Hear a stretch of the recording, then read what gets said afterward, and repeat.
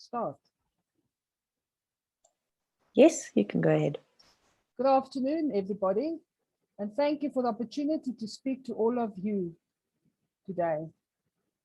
Ash, where do I start with challenging times in the events industry? But before I do that, seeing we're online, how many of you are still in your pajamas at 2 p.m. in the afternoon? Because that's how we've been operating. But anyway, on a serious note, I'm proud to represent the South African Events Council and PCO Alliance, as I'm chairperson of both associations. Never thought I'll see this day to speak to the events industry. This is what COVID does to you, I presume. My biggest challenge is to talk to you on Zoom today. Never mind the events industry challenges we've got. 2020 was a year that we in the tourism and events industry will never forget. The COVID-19 virus is dominating world news, and the ensuing lockdown period is gravely difficult time globally. Our industry was hit the hardest worldwide. So it's not just South Africa. In the 25 years I've been in business, this was the last thing that I thought would happen to our industry. I was thinking of retiring, but not envisage ending my career like this. The events and tourism industry stretches over a vast area. And we are campaigning to all to open their doors again. Events, exhibitions, concerts, tourism, venues, weddings, and hospitality. Everyone in this industry has had to actively implement all protocols to safeguard ourselves, our staff, our families, and our working environments. Our focus has shifted from running our everyday business to ways of supporting safe, healthy, and involved employees, suppliers, and other stakeholders. Apart from the safety guidelines, there was another hurdle we had to overcome, and that is technology. Properties, event organizers, audiovisual companies, even the travel agents had to quickly upskill ourselves on the technology. Zoom, Teams, Google Meet, and the likes entered our homes and offices overnight. Sales executives had to keep us PCOs updated on their venues online. Team building companies had to get creative on offering sessions online. Conference and awards and other events suddenly had to be taken online. And all this was a very steep learning curve for all of us. And then we still had the challenge, and we still have, of the event capacity. Exhibitions can't do an expo for 15 packs, indoor, outdoors. Our corporates don't want to book conferences for 50 packs or 100 outdoors. We've got the small conferences some of us do have, but otherwise we can't do it. The event capacity is a challenge. Exactly what we are doing right now, travel workshop online, diarized meetings with exhibitors, joint sessions, meet and greet online. We normally would have had a glass of wine and snacks and get together and move round robin. Now we see each other on our computer screens. During the level 4 and 5 lockdown, I had birthday parties for our families. I said, bring your own cake and coffee, and it worked out cheaper. Just to be creative and just boost everybody. So we tried to do that. All this brought extra costs. Clients incurred extra costs in making sure the online sound is as professional as it would be in person.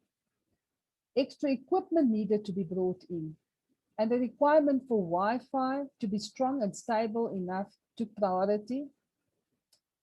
So even if you've got a conference for 6 people or 20 people, all the extra equipment must be brought in to have a professional sound for people on Zoom or on Teams.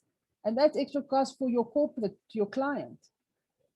Venues incurred extra expenses bringing in sanitizers, PPE items, and staff to remain compliant with the prescribed safety protocols. With the demise of buffet-style dining, catering had to be served in individually packed snack boxes. All these extra expenses are now new normal. On top of that, let's not forget that we now have to present job plans for 50 plus packs, something we did not do at this scale before. Event organizers must have safety plan on how to mitigate risk and how to handle someone testing positive before, during, or after the event. In March 2020, the SA Events Council was formed, represented by 14 associations to fight for the reopening of the events and tourism industry. The council has representation from SACI, EXO, EXA, SACIA, TPSA, ESC, SIPA, EGF, SITE, PCO Alliance, Professional Speakers Association, ICCA, the Township Business Council, SOBIC, and the South African Live Performance Association, SALPA. Well, that's a mouthful. If you want to know all the abbreviations, what they stand for, email me. This collaboration of associations and bodies has been fighting tirelessly since lockdown began to open up the industry by lobbying government and proposing responsible safety solutions to secure our future. The SA Events Council spent endless hours putting together a 42-page event safety reopening guideline, which was sent to the Minister of Health in March last year. Preparing plans and procedures, meeting with government on ministerial level, writing letters to the ministers and the president, hosting 2 proof of concept conferences in July and September 2020, and supporting the Restart Expo in November 2020 at Nasrec, as well as Recharge 2020 live event, which was hosted by Big Concerts in Cape Town in December. And this concert had a full-on COVID testing stations there to prove that we are event safety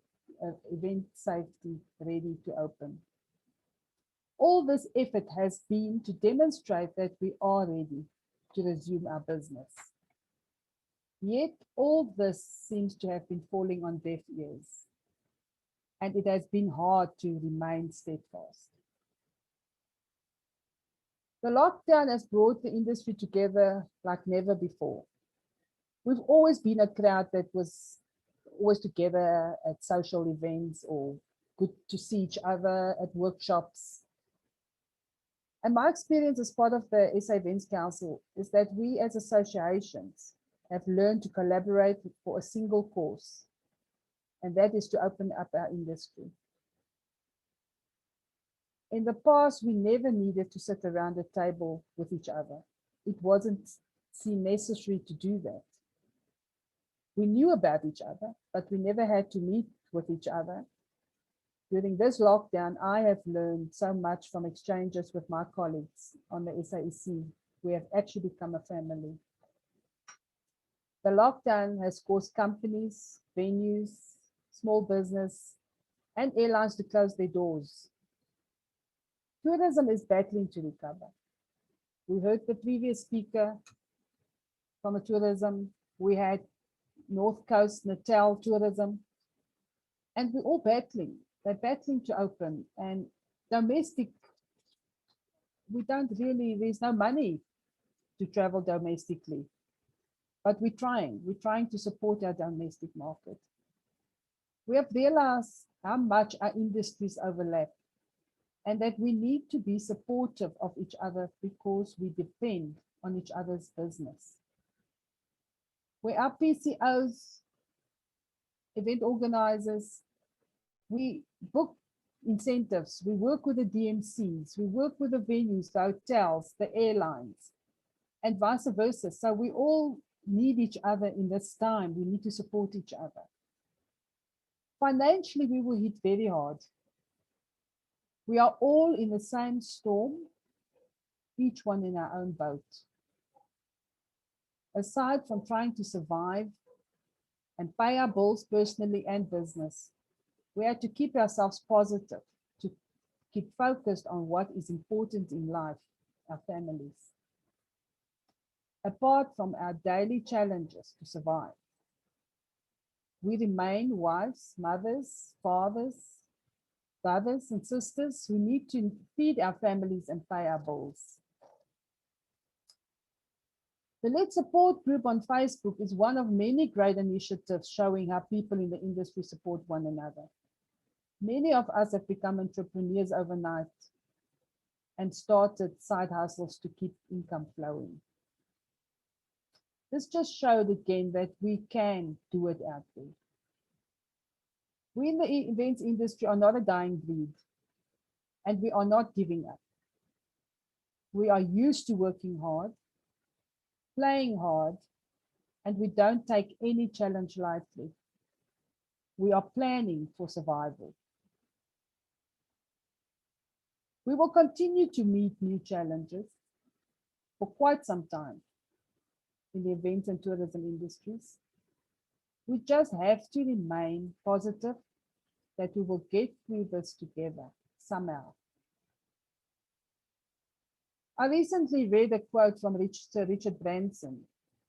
The best advice I could give anyone is to spend your time working on whatever you are passionate about in life. That is the only certainty in the minds of everyone in the events and tourism industries. We are all here because we have a passion for what we do, and do it we will. That is my message to you in the events industry. And I'm just praying that you will all be safe, keep yourself safe, take care, be positive. We will get through this together. Stay safe and God bless. If there's any questions, you can pop them into the chat box. Thank you for allowing me the opportunity to share with you. Thank you. Goodbye.